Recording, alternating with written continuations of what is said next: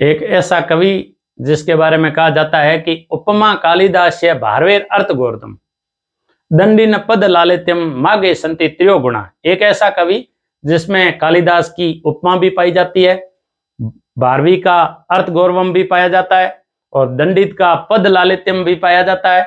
संस्कृत के तीनों महान कवि, संस्कृत में महान कवियों की संख्या अगणित है, लेकिन 4 ऐसे कवि है जिनकी गणना विश्व के प्रमुख महाकवियों में की जाती है, कालिदास, भारवी, दंडिन और माघ।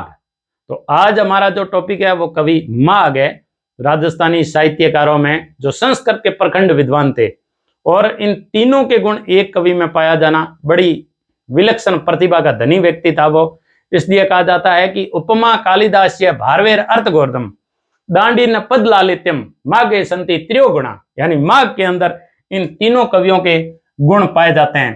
कालिदास ने अपने अभिज्ञान शंकुतलम में जो उपमा वर्णित की, मालविकाग्नि मित्रम में की, रघुवंश में की, खूब सारे काव्य लिखे कालिदास ने।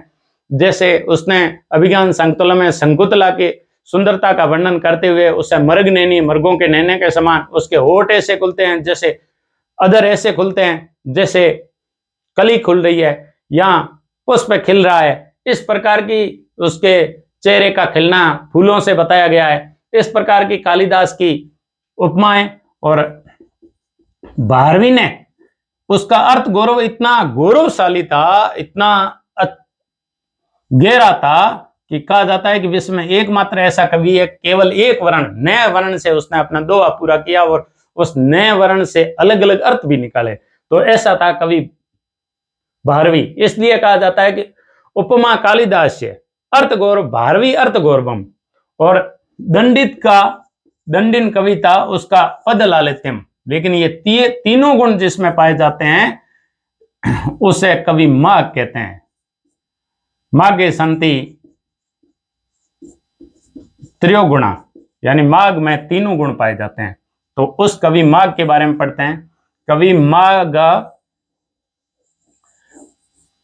यहां ग्रेनाइट सिटी जिसे कहा जाता है, जिसे जबलीपुर ऋषि की भूमि कहा जाता है, जहां जाल वृक्षों की अधिकता के कारण उसे जालहुर भी कहा जाता है, वहां जालोर का एक नगर है वर्तमान में जिसे भीनमाल कहा जाता है।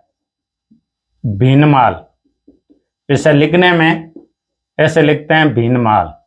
भीनमाल बड़ा गौरवशाली और वैभवशाली कभी नगर रहा था। भीनमाल को भगवान विष्णु ने बसाया था, इसलिए इसे श्रीमाल भी कहते हैं, इसे भीलमाल भी कहते हैं। और एक यात्री आया था वैनसांग, उस वैनसांग यात्री ने उसे पीलो मोलो भी कहा है, पीलो मोलो भी कहा है। वैनसांग तिब्बती यात्री था, चीनी यात्री था। कवि माघ ने केवल एक मात्र ही साहित्य लिखा था जिसे शिशुपाल वध कहते हैं। शिशुपाल वध, शिशुपाल वध संस्कृत में लिखा गया एकमात्र महाकाव्य है, और एक काव्य ने इसे विश्व प्रसिद्ध कर दिया। माघ की नगरी भीनमाल को कहा जाता है। ऐसा कहा जाता है कि जब कवि माघ है कविता लिख करके और अपने पद लिख करके जब वापस घर आते थे तो वो राजा के द्वारा की गई प्रशंसा और 10 रुपया अपने पिताजी को देते हुए अपनी खुद की प्रशंसा करते थे। तब उनके जो पिता है वो मुख पर उनकी प्रशंसा नहीं करते थे और वो कवि माघ को सुधारना चाहते थे। तब कहते हैं कि जब बार बार जो ला करके पोथी देते थे, अपने पोथी दे करके जो पुस्तक ला करके देते और कहते कि ये आज मैंने रचा और राजा ने मुझे सम्मानित किया, तो उनके पिताजी है वो बड़े नाराज होकर के कहते थे कि एक तुच्छ मात्र पद लिखने पर राजा इस प्रकार का आपको इनाम दे रहा है, बड़ी ये आश्चर्यजनक बात है। तो कहते हैं कि एक दिन कवि माघ ने अपनी जो लिखी हुई पुस्तक है वो कई दिनों तक रसोई में रख दी। रसोई में जब उसके ऊपर कालीमा लग गई और वो पुराण जैसी कोई पुरानी पुस्तक जैसी नजर आने लगी तो उन्होंने उठा करके अपने पिताजी को दिया। इनके पिताजी का नाम था दत्तक, दत्तक नाम मिलता है इनके, और मालन इनकी पत्नी का नाम मिलता है। मालन के बारे में है जो कवि, जो पहले आरबीएसई की पुस्तक चलती थी, अभी तो एनसीईआरटी लागू करती राजस्थान सरकार ने, उसमें आरबीएसई में मालन की कुछ कहानी भी बताई गई है।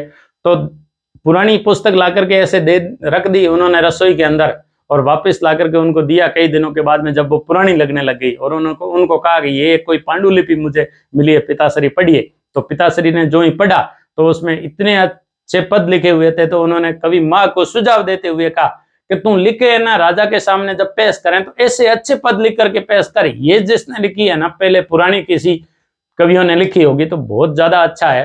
तो उसके बाद में कवि माघ ने अपनी प्रशंसा करते हुए अपने पिता को बताया, ये मैंने ही लिखी है, मैंने कई दिनों तक रसोई में रखा, पुरानी होगी तो आपको ला करके दी है। तो दत्तक ने वो उन्हें श्राप दिया कि आज के बाद तुम कोई भी साहित्य लिख नहीं पाएगा, क्योंकि आपने मुझे पिता होने के नाते भी सही नहीं बताया और मेरे साथ सल किया। तो कवि माघ एक ही शिशुपाल वध उस श्राप के कारण लिख पाए थे। कवि माघ के पिताजी की ऐसी खूब सारी दंत कथाएं चलती है। उसमें एक दंत कथा यह है कि कवि माघ जब जाकर के पद देता था अपने पिताजी को, तो पिताजी हमेशा नाराज से रहते थे और उनके सामने उनकी प्रशंसा नहीं करते थे। जब कवि माघ एक दिन इस प्रकार प्रशंसा नहीं करने से और उनकी बेटे को छोटे पद के लिए डांट देना कि राजा किस प्रकार के आपको अशुभियां देता है, तो कवि माघ है वो घर छोड़ करके चला गया। कई दिनों तक वापस नहीं लौटा। तो एक दिन उसने सोचा कि मम्मी पापा के हालचाल जान लूं कि वो किस प्रकार होंगे। तो वो वापस से अपने घर आता है रात्रि के समय। रात्रि के समय कवि माघ के माता पिता आपस में बातचीत कर रहे होते हैं और पिता बड़ा बीमार है, उसने रोटी खाई नहीं है अपने पुत्र के वियोग में। तो पत्नी कहती है कि आप कैसे इस दुनिया के बाप हो, कैसे इस दुनिया के पिता हो, जो जब बेटा कुछ लिख करके देता था और राजा उसकी प्रशंसा करता था तब उसके मुख पे आप कहते थे कि राजा इस छोटी बातों के लिए आपको सम्मानित करता है, ये तो बड़ी आश्चर्यजनक बात है, आप उसकी प्रशंसा क्यों नहीं करते थे, और जब ये छोड़ करके चला गया तो अब तुम वियोग में क्यों रो रहे हो।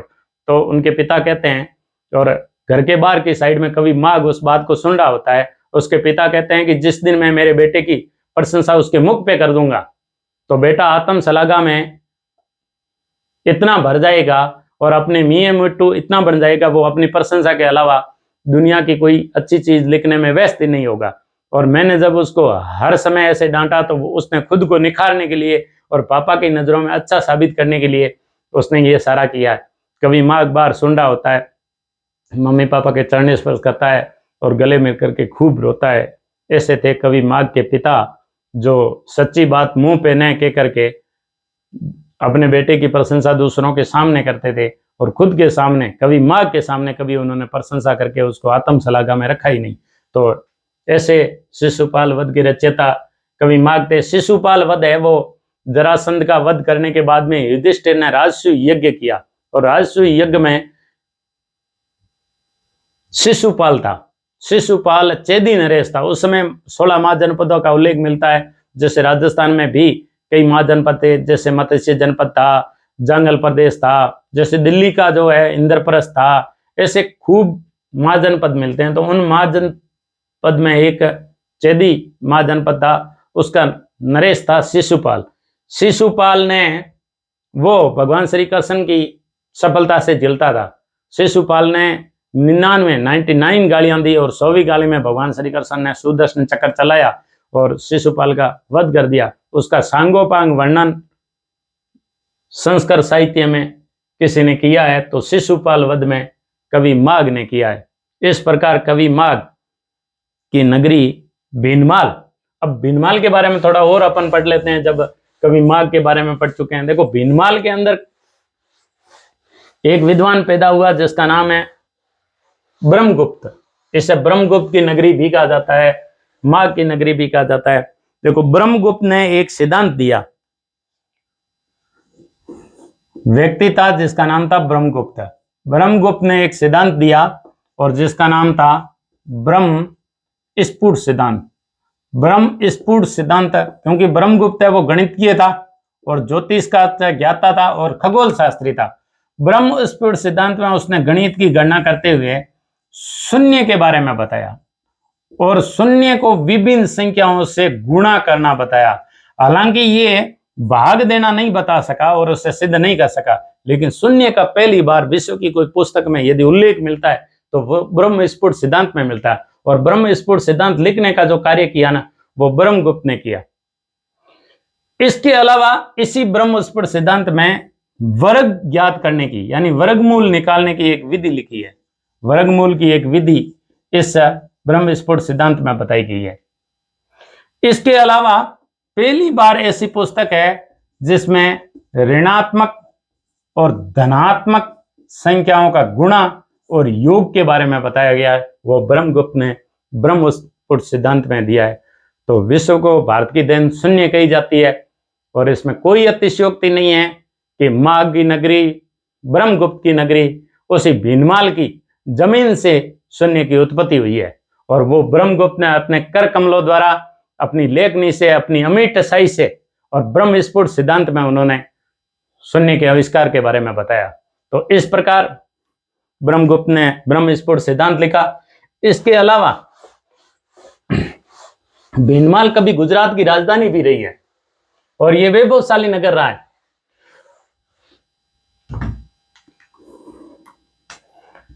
हमारा इस प्रकार ये जो इंडिया है, इंडिया के थोड़ा सा ही बना के बता देता हूं। ये जैसे इंडिया है, इस इंडिया का जो ये भाग है ये चीन का भाग है और ये चीन है और चीन के अंदर एक व्यक्ति जन्मा जिनका नाम था ह्वेनसांग। ह्वेनसांग को एक सपना आया था, वो आया था 629 ईस्वी में। हमारे धार्मिक ग्रंथों में यह कहा जाता है कि भगवान का स्मरण करोगे, अच्छे कर्म करोगे, सद कार्य करोगे, अच्छे पथ पर चलोगे, अच्छे मार्ग पर चलोगे और भगवान का नाम लेते हुए चलोगे, उपकार करोगे, कल्याणकारी कार्य करोगे तो आपको मोक्ष की प्राप्ति होगी और आपके पुनर्जन्म के जन्म मरण के 84 योनियों में जो जन्म लेना और मरना उससे छुटकारा मिल जाएगा। लेकिन हमारे लिए कितनी गौरवशाली बात है, कितनी वैभवशाली बात है कि चीन के लोग ये कहते हैं वहां के कि अच्छे कार्य करोगे, सदकर्मों पे चलोगे तो आपको भगवान बुद्ध की महान भूमि भारत देश में आपका दोबारा जन्म होगा। तो वो अपने मोक्ष की जगह ये मानते हैं, चीनी लोग ये मानते हैं कि आपका अच्छे कर्म करने से जन्म है वो हमारा अगला, क्योंकि भगवान बुद्ध यहाँ जन्मे तो ये पवित्र धरती है। भगवान बुद्ध के अलावा जैन धर्म की उत्पत्ति यहाँ मानी जाती है, सनातन धर्म ही है, सिख धर्म है यहाँ उत्पन्न हुआ है। तो इस प्रकार के जितने भी धर्म उत्पन्न हुए हैं, यानी ये एक धर्मों की नगरी है। तो चीनियों की कहावत सही है कि अच्छे कर्म करने से इस वैभवशाली, इस गौरवशाली, इस जम्बू द्वीप पर आपका जन्म होगा। तो ऐसा ही एक ह्वेनसांग था, जैसे 629 ईस्वी में एक सपना आया और वो सपना ये आया कि तुझे उस स्वर्ग की यात्रा करनी चाहिए जिसे भारतवर्ष कहते हैं। और उस सपने के कारण वो जब भारत आना चाहता था, उस समय यहाँ एक वंश था, उसका नाम था तंग वंश। तंग वंश का शासन था। तंग वंश और इधर पड़ता है तुर्की, इनके मध्य युद्ध चलता था क्योंकि तुर्की के लोग आतताई थे और वो तंग वंश पर आक्रमण कर दिए। तो राजा तंग वंश के राजा ने चीन से विदेश जाने में रोक लगा दी। तो ह्वेनसांग आ नहीं पाया तो वो गोबी के मरुस्थल में, जो मंगोलिया और चीन की सीमा पर विश्व का सबसे ठंडे मरुस्थल और बड़े मरुस्थल, ठंडे मरुस्थलों में सबसे बड़े मरुस्थलों में आता है गोबी मरुस्थल, बड़ा विषम परिस्थितियों वाला गोबी मरुस्थल। तो गोबी मरुस्थल होते हुए मंगोलिया की राजधानी उलान बटोर है, गोबी मरुस्थल होते हुए इस रास्ते होते हुए ये जब भारत आया, जब ये यहाँ भारत आया तब इसने यात्रा 629 ईस्वी से, ऐसा कहा जाता है 629 ईस्वी से लगभग 641 ईस्वी तक भारत में रहने का उसका उल्लेख मिलता है। और ऐसा भी उल्लेख मिलता है कि 657 पांडुलिपियां जो संस्कृत भाषा में लिखी गई थी, भारतीय भाषाओं में लिखी गई थी, वो बोरों में भर करके अपने जहाज के माध्यम से चीन लेके गया और उसने एक किताब लिखी जिसका नाम है सीयूकी में भारत भ्रमण, जो उसका यात्रा वृत्तांत है, सीयूकी भारत भ्रमण यात्रा वृत्तांत है। इस सीयूकी में इसने इस राजस्थान के जबालीपुर के भीनमाल का जो उल्लेख किया है वो पीलो मोलो शहर के रूप में किया है। और ह्वेनसांग अपनी सीयूकी में अपनी धनी कलम से लिखता है कि पीलो मेलो एक वैभवपूर्ण शहर था और इसमें 84 द्वार थे। भीनमाल के लोग शांत प्रकृति के थे, सुसंस्कार थे, यहाँ विद्वानों का आश्रयदाता शहर था। इस प्रकार पीलो मोलो कहते हुए वो सियूकी में इस वैभवशाली शहर का वर्णन करता है। हालांकि वो ज्यादातर कनौज में रहा और उस समय कनौज में रहते हुए वो वापस जब अपने चीन गया तो 657 पांडुलिपियां लेकर के गया था। तो ये था वेनसांग, जिसने इस शहर को वैभवशाली बताते हुए इसे पीलो मलो का। इसके अलावा भी पौराणिक धर्म ग्रंथों में ऐसा कहा जाता है कि भगवान शिव अपनी पत्नी जब सती का देहांत हो गया तो वो लेकर के तांडव नृत्य किया था और उसका शरीर का कुछ अंश है वो भिनमाल में जसवंतपुरा की पहाड़ियों में गिरा था, जहां सुंदा माता का पर्वत स्थित है और सुंदा माता का मंदिर स्थित है, जहां राजस्थान का प्रथम रोप वे लगाया गया है। इस प्रकार भिनमाल माघ की वैभवशाली नगरी है। आज भी वहां के धना सेठ है ना, विश्व का सबसे बड़ा जैन मंदिर वर्तमान में भिनमाल में ही बना है। तो इस प्रकार का विश्व का वैभवशाली नगरों में आज भी धना सेठों के नगरों के रूप में भिनमाल की गिनती होती है।